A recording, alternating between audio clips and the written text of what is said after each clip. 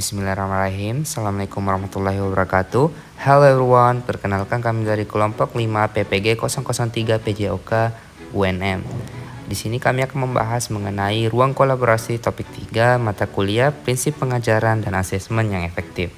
Adapun anggota kelompok kami yang pertama yaitu Andi Zulkarnain Nur, Muhammad Fatuddin Naufal, M. Aris Munandar, Fahrul Baidawi, dan yang terakhir Ju Hamri. Baik, untuk mengefisienkan waktu langsung saja ke pemateri yang pertama.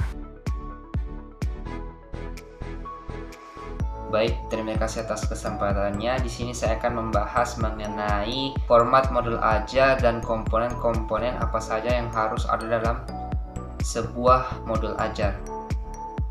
Komponen dalam modul ajar ditentukan oleh pendidik berdasarkan kebutuhannya. Secara umum, modul ajar memiliki komponen yang terdiri dari komponen umum, komponen inti, dan lampiran. Dapat dilihat dalam tabel 1. Di mana komponen umum terdiri dari identitas penulis modul, kompetensi awal, profil pelajar Pancasila, sarana dan prasarana, target peserta didik, model pembelajaran yang digunakan, dan yang kedua, komponen inti, yaitu terdapat tujuan pembelajaran, asesmen pemahaman bermakna, pertanyaan pemantik, kegiatan pembelajaran, refleksi peserta didik dan pendidik. Yang ketiga yaitu lampiran, terdapat lembar kerja peserta didik, pengayaan dan remedial, bahan bacaan pendidik dan peserta didik, glosarium, dan yang terakhir daftar pustaka.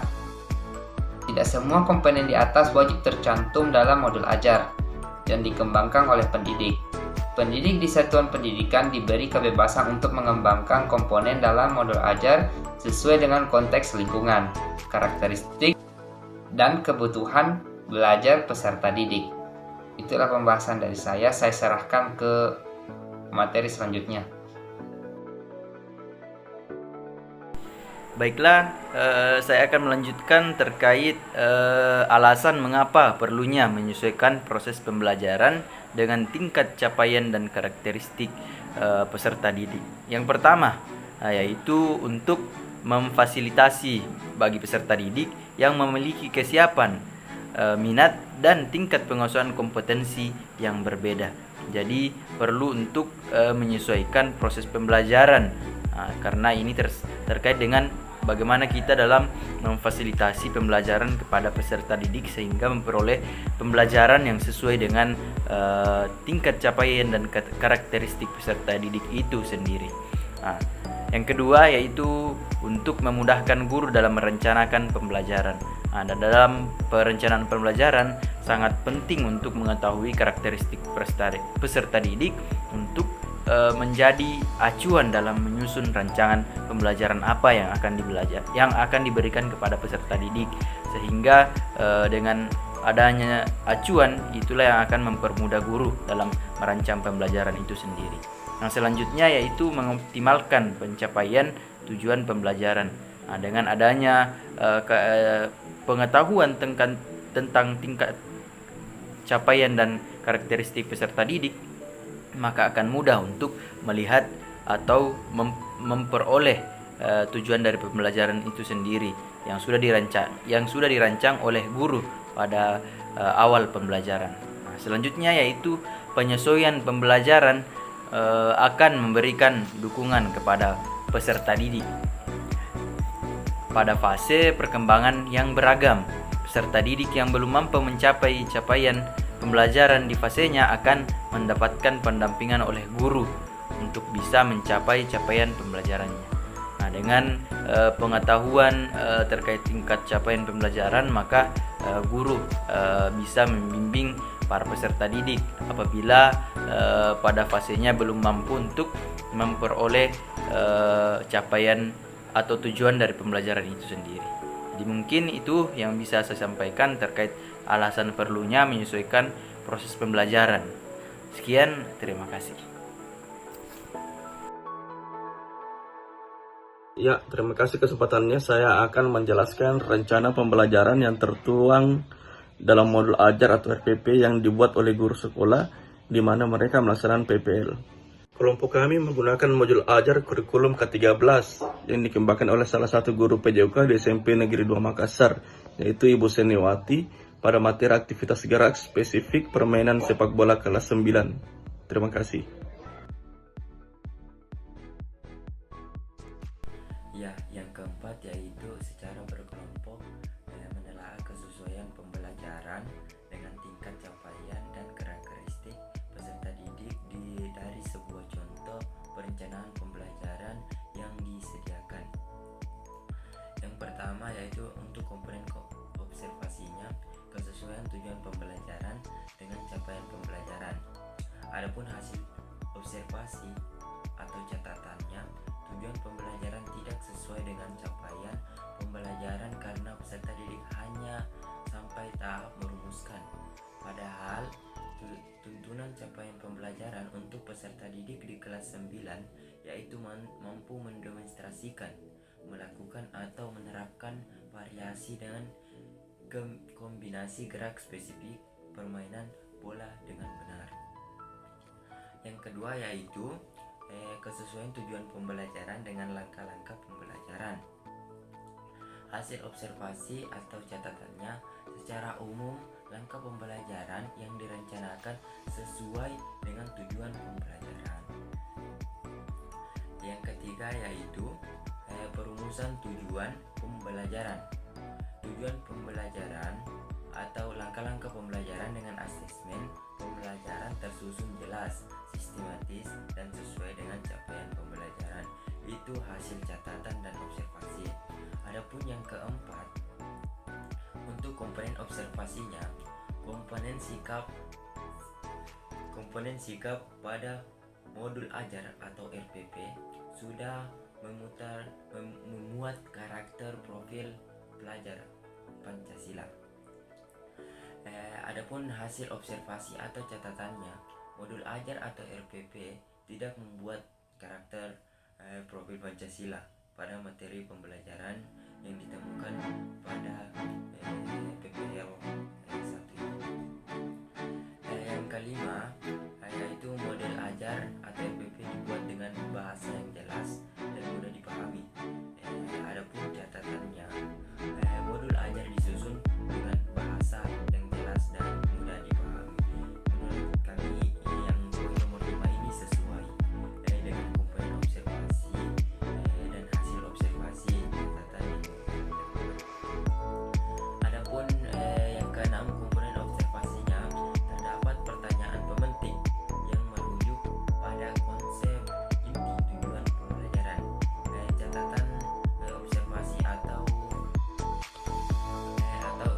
catatan hasil observasi atau catatannya, pertanyaan pemantik sudah sesuai dengan tujuan pembelajaran dan capaian pembelajaran atau CPM, dan memuat kemampuan siswa terhadap kombinasi gerak spesifik permainan bola dengan benar.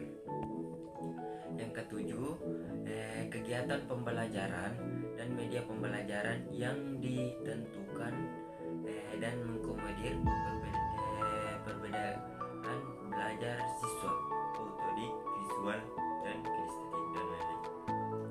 Di sini hasil observasi atau catatannya, kegiatan pembelajaran sudah menggunakan media belajar yang mengakomodir perbedaan gaya belajar siswa dan pengamatan di lapangan. Jadi di tempat kami PPL ini sudah menerapkan perbedaan belajar siswa. Ada yang auditorik, visual, dan kinestetik. Itu sudah dibedakan di setiap kelompok.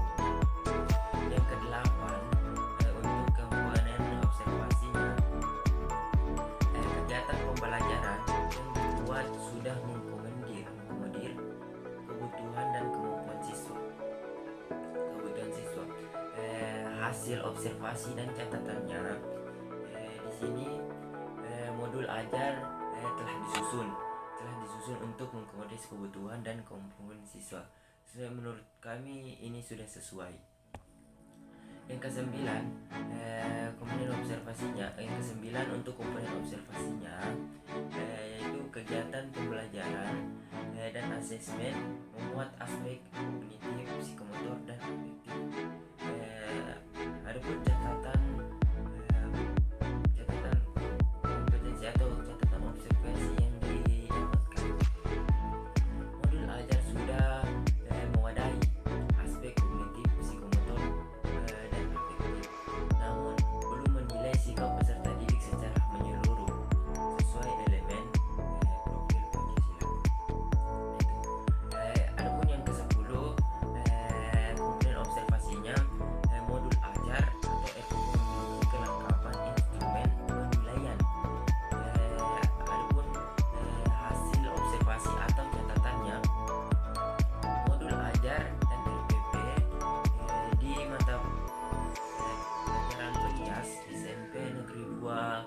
Makassar sudah dilengkapi dengan instrumen penilaian.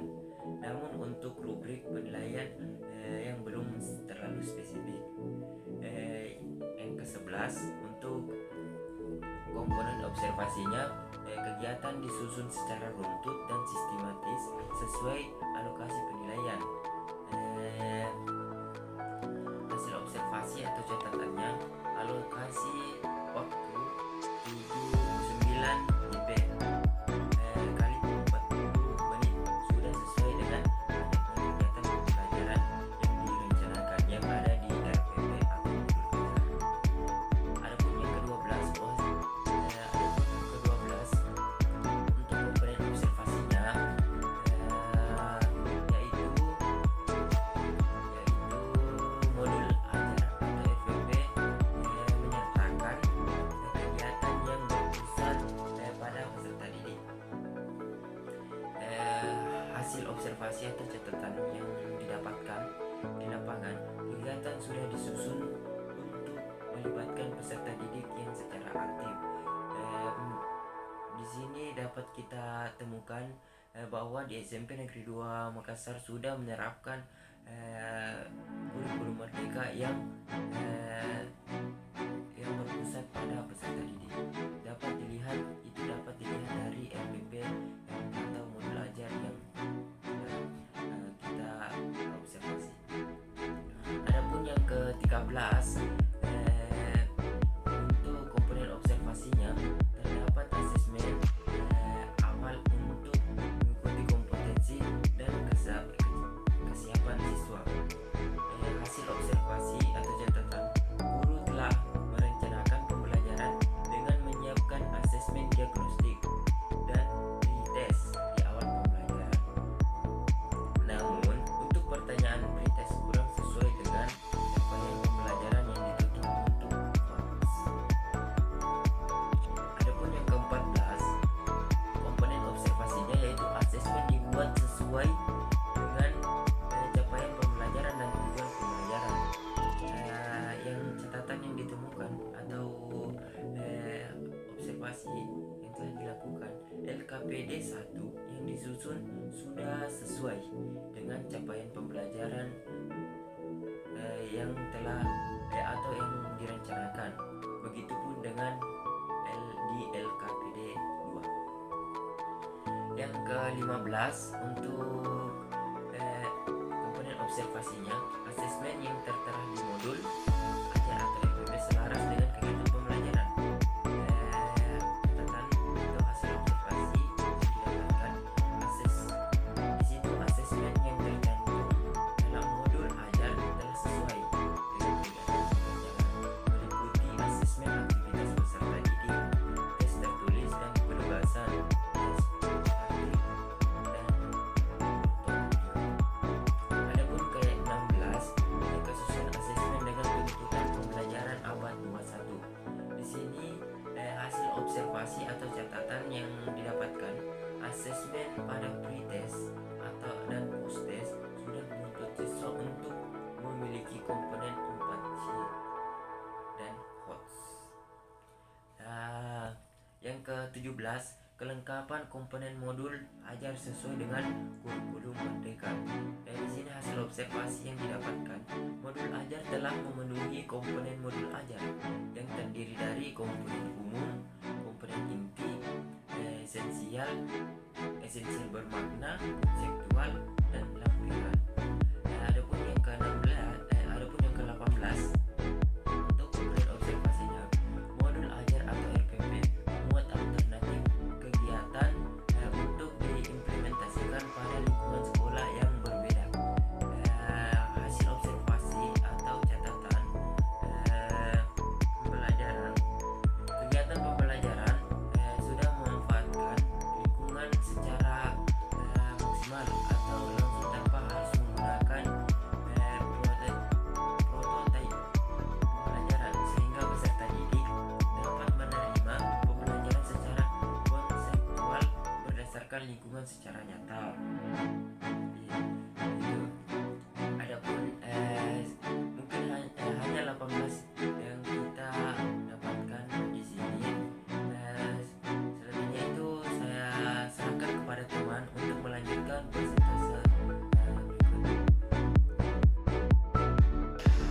Oke, baik. Di sini saya akan memaparkan sedikit tentang hasil kelompok kami, yaitu menelaah kesesuaian pembelajaran dengan tingkat capaian dan karakteristik peserta didik dari sebuah contoh perencanaan pembelajaran yang disediakan. Baik, adapun hasil diskusi berdasarkan observasi di mana telah modul ajar dapat disimpulkan bahwa penyusunan modul ajar telah sesuai dengan kurikulum Merdeka dengan menerapkan model pembelajaran yang melatih kemampuan motorik peserta didik dan mengadopsi pembelajaran yang berpusat pada peserta didik itu sendiri. Adapun peninjauan pada ruang lingkup materi pembelajaran menunjukkan bahwa modul ajar sudah cukup komprehensif, namun masih diperlukan perbaikan, begitu pula refleksi terkait pembuatan asesmen penilaian yang bersifat menyeluruh, disertai instrumen penilaian, begitu pula dengan rubrik penilaian yang lebih spesifik lagi. Adapun kesimpulan dari kelompok kami, di mana modul ajar telah disusun dengan baik. Baiklah, itulah pemaparan dari kelompok kami. Lebih dan kurangnya mohon dimaafkan. Kami pamit undur diri. Wassalamualaikum warahmatullahi wabarakatuh. Have a good day, guys.